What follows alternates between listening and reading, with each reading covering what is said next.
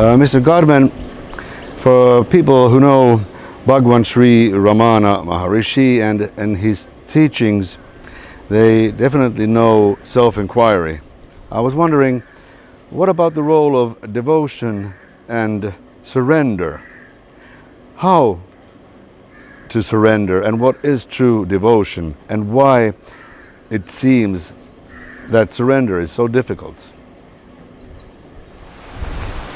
So Jussi said I had to answer the question, why is it so hard to surrender? And I would say, why is it so hard to do self-inquiry? Also, somebody once asked Bhagavan, why am I not right now in the state of self? What is preventing me from being in that state right now? And his one-line answer, which I really love, is your wandering mind and your perverted ways. So that for me is the bottom line as to why we all find it difficult. None of us, or very few of us, have the ability to stop the wandering mind, and none of us seem to have the ability to curb all the perverse habits that are extroverting our attention and making us engage with the world. With regard to the how-to, I think people would come and Bhagavan might suggest self-inquiry, and they would try it, and they found it too abstract, too analytical. It wasn't catering to their inherent devotional instincts, and they would feel more of an attraction to a devotional path. So they would ask Bhagavan for permission to do this, and he would always grant it. He liked people to do self-inquiry, but he realized that it wasn't a one-size-fits-all method, and that some people were not temperamentally suited to that. So then he would say, okay, surrender unconditionally to the self. But having said that, he was the first to admit that this is, for the vast majority of people, an absolutely impossible thing to do. You cannot say, God, I surrender to you in one session, in one jump, in one process. Bhagavan accepted this. He said, your notion of I is so embedded, so inherently strong, you can't give it up by a desire, by an act of will, or by notionally offering yourself and everything you do to God. So what Bhagavan recommended to one or two people was to have faith that God is running your life, and I won't say test him, but prove it to yourself by offering small amounts of all the things that bother you, the things that are going on in your life. He would say, you think that right now you are in charge of your life, that you have to make choices and decisions, and that the outcomes of all your activities have to come from the choices that you make. He said that's completely wrong. He said God is running this world. You as an individual person are not even in that world. Your choices and your decisions, the actions that you perform, all arise from your totally erroneous notion that you are a person who lives inside a body. And once you have come to that conclusion, arrived at that idea of yourself, then automatically you have to defend that notion by defending the body, having ideas about how to protect the body, what plans the body is going to undergo and execute. He said that's all wrong, but you can't give that up as an idea. It's such a deeply rooted, severely entrenched program that you have to convince yourself bit by bit that this is not a valid way of living in the world, and it's based on a false premise. So he said, just think of something that's going on in your life that's bothering you. Approach your notion of God. It might be me, it might be some idea of the divine, it might be a form, and just say, right now this problem is bothering me. I hereby hand it over to you. You deal with it. And he said, then you can't cheat on this. You can't then go back to your normal lifestyle and carry on worrying about it.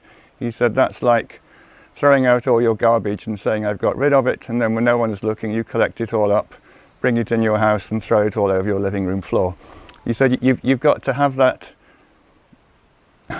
determination, which is quite counterintuitive, that it's not your business anymore, it's not your responsibility. Let's say, I don't know, your grandmother is sick. and you're worried about your grandmother being sick, you go to Bhagavan, you go to God, and you say, Bhagavan, this idea in my head is bothering me. I have a worry, a concern that this is going on. Please take care of it. Please take this thought out of my head. And if you want to cure Granny, that's a bonus. But I don't want to have this thought bothering me anymore.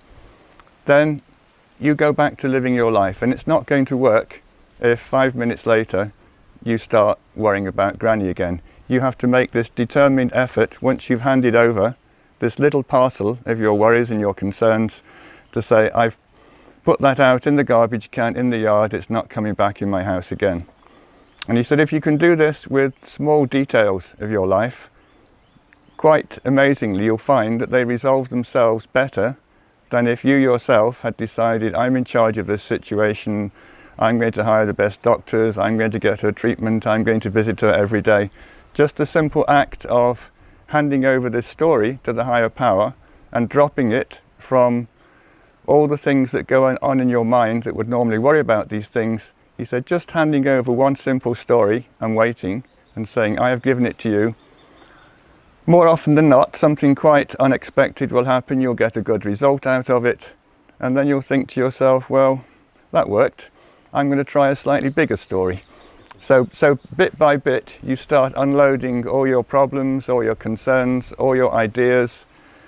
Then it's not always going to work. But after you've done that for some time, and you start to do your mental accounts, then you come to the conclusion that handing over these problems to Bhagavan has a higher percentage success rate than me trying to solve them myself. So he said, you establish the faith, the conviction that God can look after all these problems, all these concerns better than I can. You find that out empirically by forcing yourself to hand them over to this higher power, standing back and waiting for events to unfold. And the more often you succeed, or the more often you get good results from doing this, the more often you feel inclined to say, well, that solves that problem. What's the next biggie what's the next biggie in my life? I will try and hand that one over as well. So it's a kind of salami approach. You can't throw the whole sausage at God and say, take it, I'm finished. You take the first slice off and you say, here, have a taste, and it works, and so you chop off 2 centimeters the next time and you throw it. And bit by bit you manage to hand over virtually all of your concerns about the way you run your life, because you get proof that the surrender is working simply by the feedback that comes from having these problems resolve themselves. I have found this out from my own experience, and Bhagavan said this is a very good way of convincing yourself that handing things over piece by piece is a good and valid way of eliminating this idea that there's a person inside your body who is responsible for all these things and who has to take decisions to get the right outcome. The analogy I like is the younger people need this explained to them. 50 years ago, telephone exchanges had women inside them who took plugs out of one socket and made connections in the next socket, and that's how you got your phones connected. These all got superseded by automatic exchanges, where if you dialed the right number, there was no middleman, there was no intermediary. The call went through the right circuit in the exchange and the right person got the call. What we are doing is pretending that we are in charge of a kind of telephone exchange inside our head, which needs our intervention to make things happen well. In fact, what we're doing is pulling out random plugs in there, sticking them in the wrong holes and getting bad results. We need to know and understand that Ishwara, God, is looking after the world, and that anything that we do is simply going to get in his way. We're the person who ignorantly is running around the inside of this fictional telephone exchange, messing up with the wiring of Ishwara's world and trying to do a better job of running it. And the more we can step back and come to the conviction, the conclusion that all this is humming along quite nicely and it doesn't need my intervention, the more smoothly your life will go. And finally, you'll just learn to understand the whole thing works by itself. It doesn't need my intervention. God is running this to the best possible outcome. I will stay out. At that point, when you've stopped taking decisions, when you've stopped thinking, I am the doer, when you stop thinking, I must do this, I must accomplish this, God is in charge of anything, then your I retreats back into the self and disappears. I just want to add one thing to that because it clarifies aspects of your original question and makes a good distinction between some of the terms involved. When Bhagavan said there were only two valid ways to realize the self, self-inquiry and self-surrender, he didn't include the word devotion. He didn't conflate devotion and surrender as being the same thing. In verse 8 of Oladunapadu, he says that devotion to a name and form can enable you to see your deity in that particular name and form. He doesn't say that it leads to realization. He says that name and form worship, name and form obsession can make you become one with God. You can be absorbed in your chosen deity. You can have visions of that deity. But that's a state of union in which the I is lovingly experiencing unity with the divine. It's a very good precursor to the state of complete surrender, but it's not actually the surrender that Bhagavan is talking about. What Bhagavan is saying is that even the I that wants to be devoted to God, that wants to see God, ultimately has to realize that any external projection or form of God is ultimately unreal, and it has to withdraw from that unitive experience and go back to the self and die. I'll mention here that Papaji spent 25 years chanting Krishna's name and getting visions of Krishna. Krishna would come to see him, he would play with Krishna. This was all because his mother was an ardent Krishna Bhakta who interpreted an early direct experience of the self which Papaji had with a Krishna experience, and Papaji wanted this direct experience back, so his mother somehow persuaded them that if he became a Krishna devotee, the experience would come back. So Papaji was inclined towards visions. He was a very advanced soul. He said, I spent 25 years running after Krishna, having visions of him. I would play with him. Krishna would come and see me quite often. But he said, you get sidetracked by the bliss, by the ecstasy of having God appear in front of you. And he said, when I retired from my business activities in the 1960s, I had a chance to sit down and read the books of many famous Indian saints of centuries gone by. And he said, I noted in almost all of their writings that a point would come where after a long period of communing with the divine, of playing with God, of being blissed out or ecstatically experiencing God, they realized that they had to give it up and go on to the formless. And he said he was reading Tukaram, he was reading Mirabai, and he said you can always find the verse when somewhat begrudgingly they come to the conclusion that playing with God was great, that being absorbed in his bliss and his presence was great, but somehow it wasn't the end. To some extent it was actually a distraction, it was a diversion. He says you can get drunk on the bliss, you can get lost in the bliss, but your I is always going to be there saying more, more, more, I want more bliss, I want more ecstasy. Your craving for the ecstasy of divine union, he said, that in many cases is your last obstacle. You have to reach a point where your love for God is no longer extroverted into a desire to see a form. It has to go back to the God within yourself. He said, in my case, it took me 25 years, and it was only sitting with Bhagavan who told me that any God who appears in front of me is not real, that God is within me as my own self. He said, I didn't like that message when Bhagavan first told it to me. In fact, I liked it so little, I went back to Chennai and didn't come again for a while. But he said that was good advice. That ultimately was what put me back in the self. He said, I had this experience of the self when I was a very young boy. Then I spent 25 years running after an external form of God, being intensely devoted to it. But finally, in the presence of Bhagavan, through his power, through his grace, Bhagavan showed me the truth of my own self. And he said that truth, implicit in that truth, is the knowledge and the understanding that there is nothing outside of that self that needs to be looked for or sought or experienced. He said that's what Bhagavan did for me. He pushed me back into the self and established me there with such force and conviction I no longer had the desire to look for anything outside of that self again. So he said this is a kind of trap that he fell into for decades. He said reading the famous Bhakti saints of India, he said they all to some extent experienced that same devotional trajectory. They had decades of yearning to see God, be with God, and finally they just realized, no, that's not the end point. I need to go back to the silence and the stillness of the self and stay there.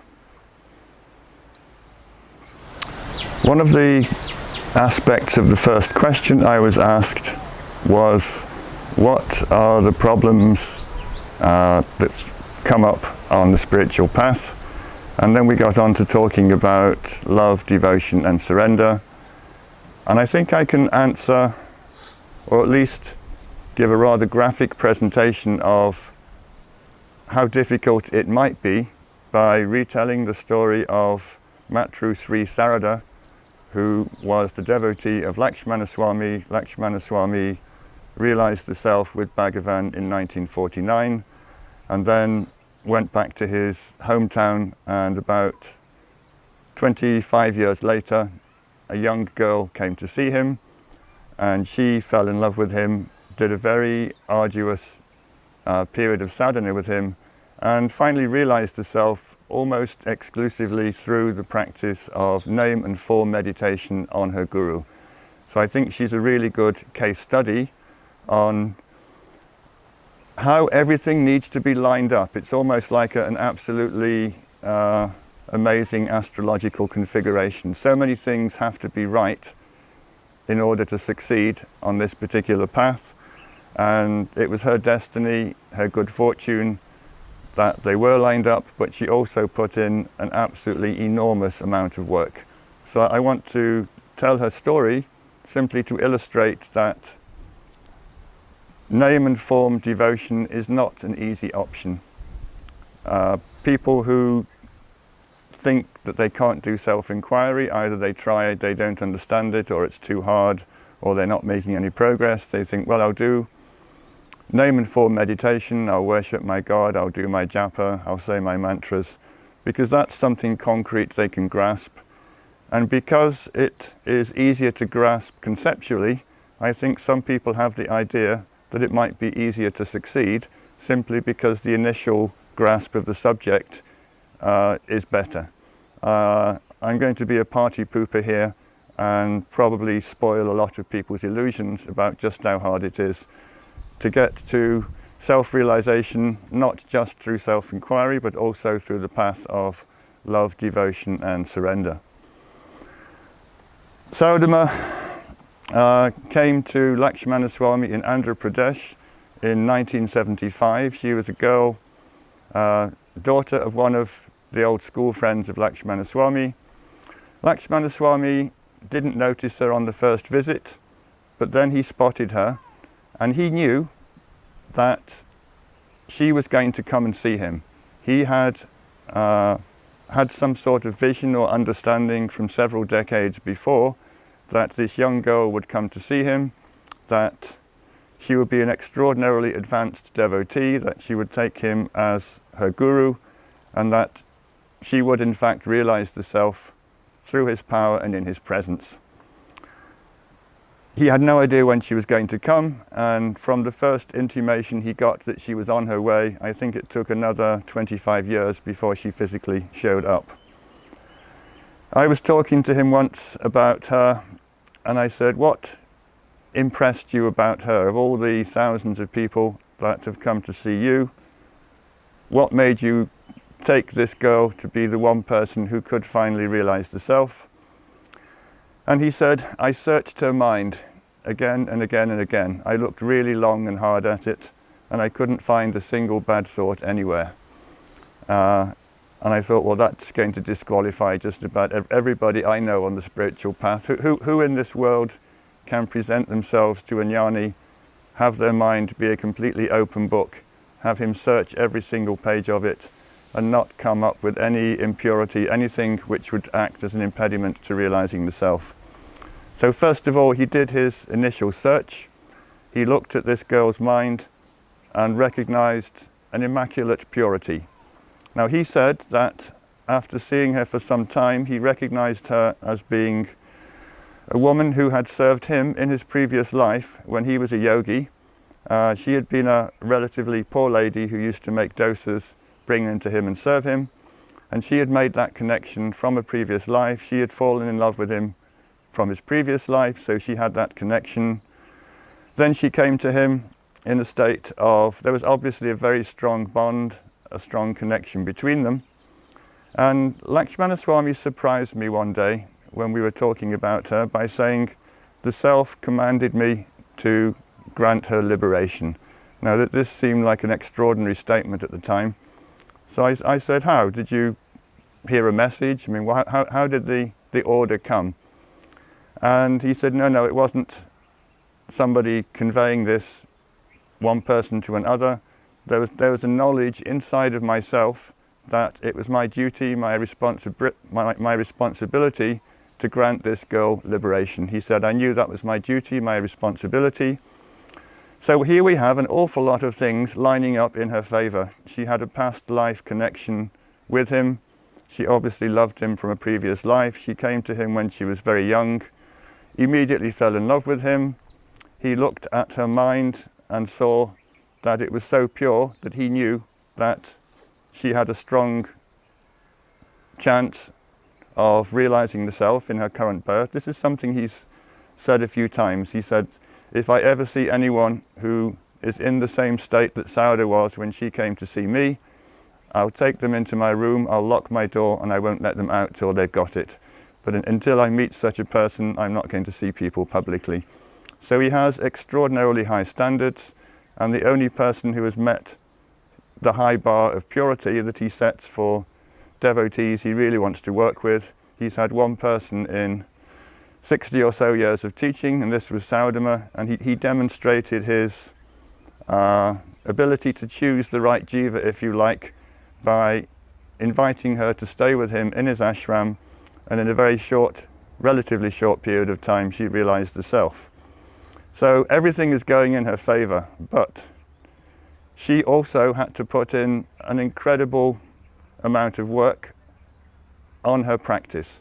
She took him as her guru, surrendered to him, and began to chant his name, Hare Lakshmana, and also to focus on pictures of him. So her inclination was to worship and surrender the form of her guru. Lakshmana Swami hadn't really come across someone like this before, and his own experience of doing inquiry had somehow convinced him that self-inquiry was the way that everybody had to do their sadhana if they wanted to succeed. So he kept trying to tell her to also do self-inquiry, which she had zero interest in doing. She said, occasionally I would pretend, I'd sit in the corner and pretend I was doing inquiry, but he knew I wasn't doing it, I knew I wasn't doing it, we both knew I wasn't doing it. I was just carrying on with my name and form devotion. The intensity of this sadhana increased, it ratcheted up, and within a couple of years she was up to, she told me once, 20 hours a day of name and form meditation, either looking at his picture or repeating his name, which left her only 4 hours of sleep. And she said, when I was asleep, I was dreaming about Swami during the 4 hours I was asleep. And the force of my love and devotion towards him in my dreams was so strong that it used to wake him up in the middle of the night. Lakshmana Swami told me, laughing, he said, I didn't get a good night's sleep for the last year she was doing his sadhana. Every time I tried to doze off, this woman would zap me with some incredible bolt of devotion. I'd wake up from my sleep, and then I'd try and go back again, and she'd wake me up again. And he said, I talked to her, and I said, well, can't you stop it? Let's have a few hours sleep at night between us. And she said, Swami, I can't. I have no capacity to slow it down, I have no capacity to stop. It's there all the time. And Lakshmana Swami, he said, this is how it has to be if you are serious. You can't do it intermittently. He said it's like the continuous flow of oil from the devotee towards the name and form of the beloved. If you stop, it's not going to work. So she reached the stage where this continuous flow of love, devotion, surrender was pouring into him 24 hours a day, to the extent that he wasn't getting any sleep. She was keeping him awake at night. Finally, she reached a stage which Lakshmana Swami has called the effortless thought-free state. This is the point at which self-inquiry and devotion merge in his teachings. He said if you do self-inquiry well, you reach a state where the mind no longer has any interest in the ideas, the perceptions that appear in front of it. It no longer has any extroverting energy. It just remains quiet and thought-free. And Saudama reached this stage simply by burning up her mind through non-stop love and devotion to the name and form of her guru. So she reached this effortless thought-free state, at which point she started to go into regular and deep samadhi. She said, I reached the stage where I couldn't say Swami's name anymore. There was nothing inside me that could even extrovert to say his name or feel anything, any projection of energy towards an image. At which point the mind, shorn of all of its extroverting capacity, including its previous desires to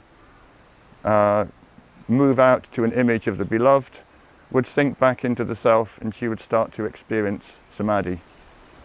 A point came in 1978 when Lakshmana Swami said, I just knew this was her final moment. So she was in the room with him, and she said the residual I inside her started to get very agitated, and she said she could feel it jumping up and down from the heart center that Bhagavan speaks about up to the head, and physically banging on the inside of her skull. She said it was like something was inside my head trying to get out. It was banging away on the inside, and she got the feeling that if it succeeded, it would actually break open her skull. She said it was the most excruciating pain. She went up to Lakshmana Swami a couple of times, took his hand, put it on her head to alleviate the pain. I thought the mind went back a little bit, but then it would start getting agitated and jump up again. And finally she went up to him and put her head on his feet, and the power in the Guru's feet was enough. The eye went back into the heart and it died there, and she attained self-realization in his presence. Now look at all the things that had to be lined up for this girl to do this. She needed a strong past life connection with her Guru. She needed to be born in the same town as him. She needed to go there as a young girl. She needed to fall madly in love with him. She needed to be with a Guru who had this immense power to purify the mind and ultimately extinguish it. All of these things lined up, and in the end she succeeded. So what I'm trying to say is that don't expect to get liberation, get enlightened if you have your meditation, your spiritual practice as a hobby. It's intense, non-stop. It has to consume all of your interests, all of your desires. Nothing else has to get a look in. And finally, if you're really lucky, you'll be brought into the presence of someone who can look at your residual I, who can make it go back to its source and destroy it there. I talked to Papaji about the japa that he did when he was a sadhak, and we had a general discussion on it, out of which came some quite startling side stories. The good thing about Papaji was wherever you started, it always reminded him of something else, and he always ended up telling very entertaining stories that possibly were thematically linked to where you started, but as often as not were a completely new topic. So we gravitated from the general topic of Japa to a period in his life in 1947 when he was living and working in Chennai, and this was, I think, in the few months prior to Indian independence. The issue of the partition of India had divided the Congress party. Gandhi was utterly opposed to it, and he had been sidelined by the mainstream Congress politicians. So he was no longer actively engaged in politics, but he was still conducting prayer meetings in Chennai, I think in the Thousand Lights district. Papaji heard about this and he went to see Gandhi. He was an admirer of Gandhi's spiritual state, not necessarily his politics. Papaji was more of a militant. He thought the British should be thrown out by force. Gandhi wanted to do it by non-violence, but he respected and admired Gandhi's spiritual state. So he attended these prayer meetings in Chennai in 1947. And because Gandhi was so isolated at this point, he wasn't even protected from the people who wanted to see him. So Papaji somehow ended up being his bodyguard and minder. Papaji in the 1940s had a very strong, imposing figure. He told me that when he travelled around India, he used to keep himself in shape by going to all the wrestling places in all the towns he worked, taking on all comers and usually beating them. So Gandhi got a wrestler, Papaji, to act as his bodyguard. And that there's one fun story that Papaji told me that once one devotee who attended the prayer meeting ran off with one of Gandhi's sandals. Papaji chased him down the street but wasn't able to catch him.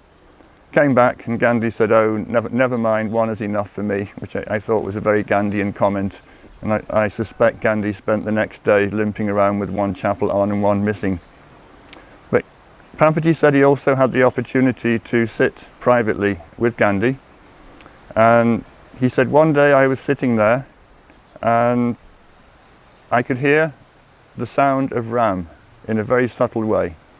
And he looked around, he said, there was nobody else there with us.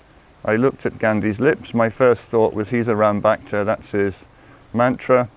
He must be saying it in a kind of ventriloquist way, maybe muttering it under his breath. And he said, no, his lips were not moving and the sound wasn't coming out of his mouth. He said, and then I focused my spiritual radar, if you like, and I realized that the sound was actually emanating from Gandhi's body. That Gandhi's body was so pure, so imbued with the japa which he'd done for his whole life, that his body was gently and almost inaudibly radiating the sound of Ram. This immediately made me think of Gandhi's final moments when he got shot completely out of the blue. He said Ram Ram and fell over and died. There was something about the Ram Ram mantra that took over his whole being so completely that the last thing he ever said with a bullet inside him was Ram Ram as he fell over. Papaji commented on this and said, I liked Gandhi and I liked his spiritual maturity.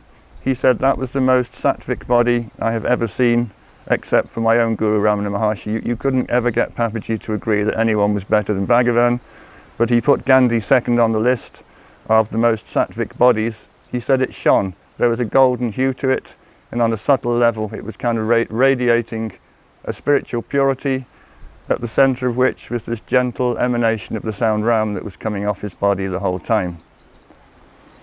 And then this reminded me of an old devotee of Papaji's in Chikmagalur. In the 1950s, he worked in a South Indian mining town called Chikmagalur.